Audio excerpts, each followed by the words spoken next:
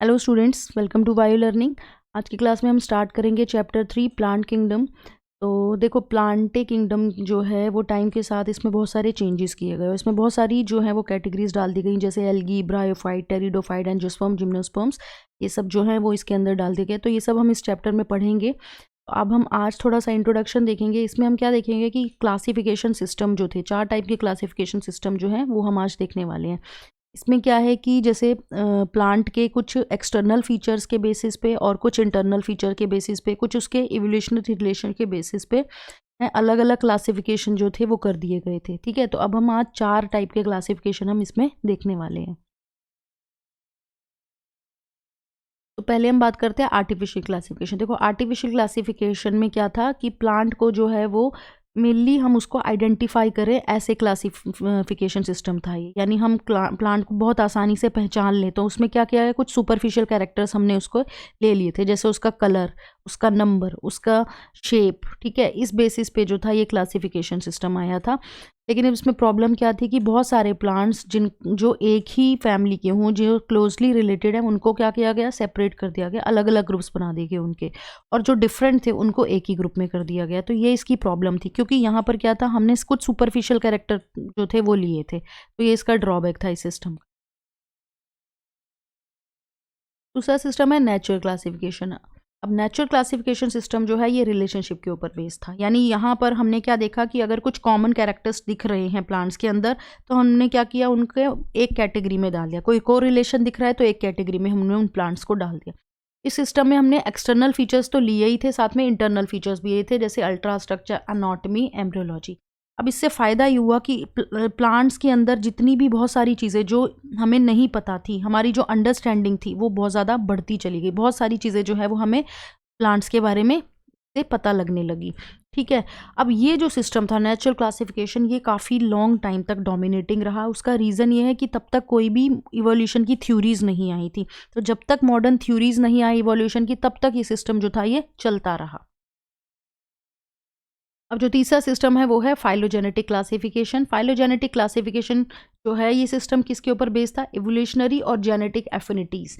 Plants को क्या किया गया, यहाँ पर सिंपल से कॉम्प्लेक्स कैटेगरी में जो था वो डाल दिया गया। कैसे, उनके इवोल्यूशनरी रिलेशनशिप चेक किया गया, उनके एंसेस्टर से उनका रिलेशन देखा गया, उनकी जेनेटिक सिमिलैरिटीज़ देखी गई उन प्लांट्स में, और फिर उनको सिंपल से धीरे धीरे कॉम्प्लेक्स कैटेगरी में डाला गया।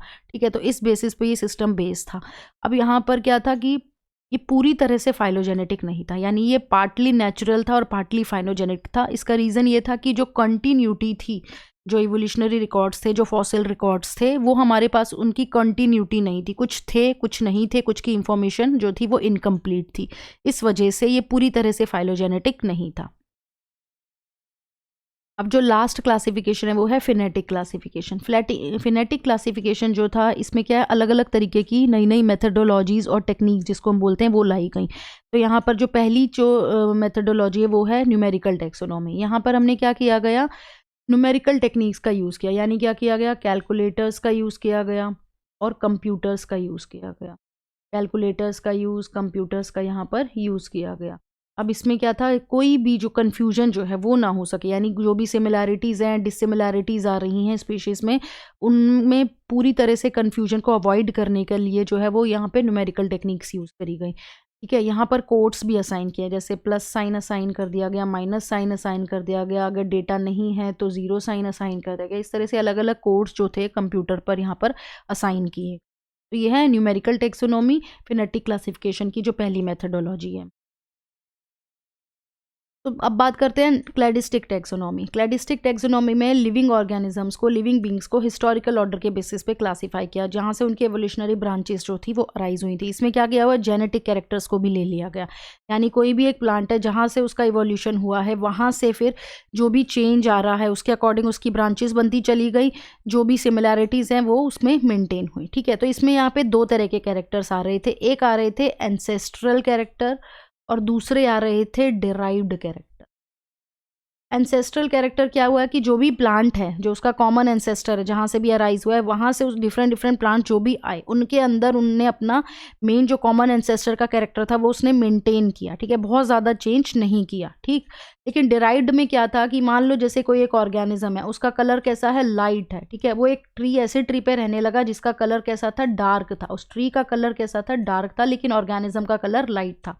टाइम के अकॉर्डिंग उसने क्या किया, उस ट्री के अकॉर्डिंग जो है वो अपना कलर कैसा कर लिया, डार्क कर लिया, ठीक है, डार्क कर लिया। तो जो ये लाइट वाला था ये इसका एंसेस्टर कैरेक्टर था, ठीक है, लेकिन जो कैरेक्टर इसने चेंज किया टाइम के अकॉर्डिंग, ये कैसा कैरेक्टर आया, ये आया डिराइव्ड कैरेक्टर, ठीक है। तो ये होता है डिराइव्ड कैरेक्टर की जो एंसेस्टर कैरेक्टर था उससे चेंज कर लिया, तो ये था डिराइव्ड कैरेक्टर। तो ये क्लैडिस्टिक टैक्सोनॉमी में इस तरह से रखा गया।